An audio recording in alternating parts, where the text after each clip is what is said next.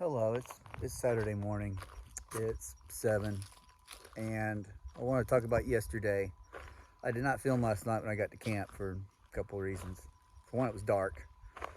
By the time I set up my hammock, sun had set and it was already dark. You can see the sunrise coming through the trees over there.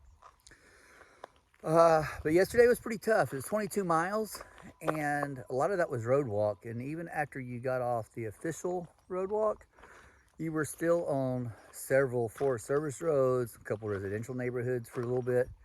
It was just hot and exposed, but it was okay. So the first 10 miles were fine. The last 12 miles were a little different. That's where I got my last water at Shelton Creek, and I had 3 liters of water and a Gatorade bottle. And the short version is I ran out. About 3 miles from White Gap, which I did not even make it quite to Bull's Gap. That's still 3 miles that way. I was down on my Gatorade bottle that I bought at Dollar General earlier, and I'm really glad that I saved it. And so I started looking at the Far Out app. A former hiker had left some water here. Thank you, by the way, because that saved my bacon. I was going to stop here anyway. It was dark. I was, we'll just say I was a little dry, a little dehydrated. I found that water. I just started chugging it. I probably drank 2 liters before I even started to feel better. And then I ate. And so, anyway, I stopped here. So looking at the map, Bull's Gap's about 3 miles, and then it's 14 miles to the next good water source.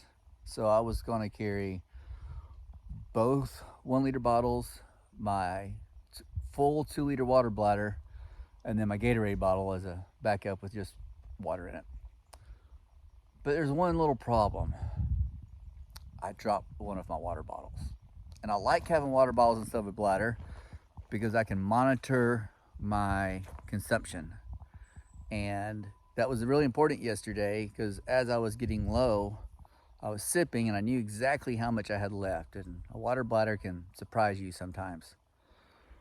But when one of them was empty, I didn't secure it to my pack well enough.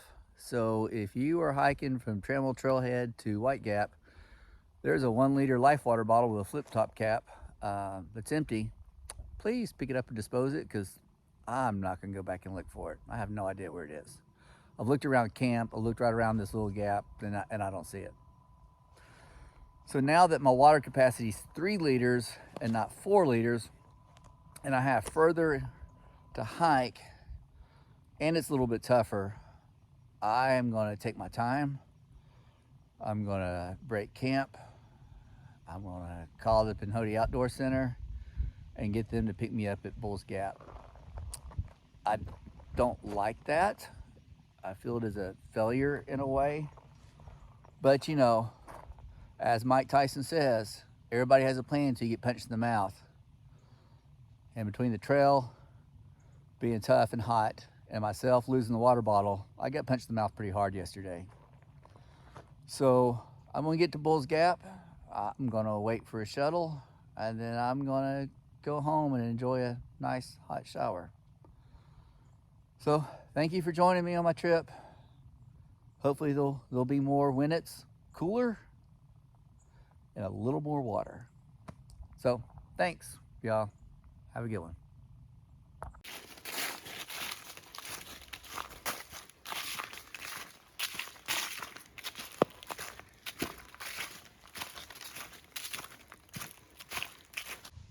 Well, my pity party's over. After I had one this morning, after that last video, kind of, the acceptance of defeat. But I think it was a smart choice. It got hot. I'm pretty worn out from yesterday. That was 22 miles, pretty tough.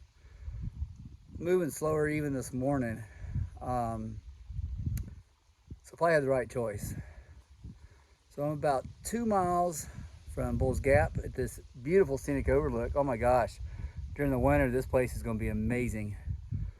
So anyway, 43 miles. in really 2.5 days. In October, 80 degrees in a drought. So this is my attempt to make myself feel better. Did a 3-mile day, 15 mile, almost a 16-mile day, a 22-mile day, and now a 3-mile day. So the way I'm kind of combining that is, I could hike 6 miles easily in a half a day. So that's half a day, 2 full days. So I ended up doing the equivalent of hiking time, 2.5 days, 43 miles on the Pinhoti in October when it's dry. I'm gonna chalk that up to the win as a win, and now I'm craving a cheeseburger. I'll probably do a review afterwards, after I get home, decompress, go over what I thought, some changes I would make to my gear and otherwise. So thanks. We'll see y'all later. Well, here's the wrap-up video. I can hear traffic on the road, so I'm getting close. Michelle will be here in about 30 minutes. Maybe even Nathan the man himself. Overall, it's been a great hike. It's been challenging. I have seen no wildlife except squirrels and random birds. The first night at Wegovka's shelter, we camped by that stream, and I heard some very careful footsteps from the other side, which I assumed was a deer, but I never saw him. And then 2 nights ago at Kim's camp, I heard some turkeys up in the trees at dusk and at daybreak, but once again, too far away, I didn't see them. No snakes.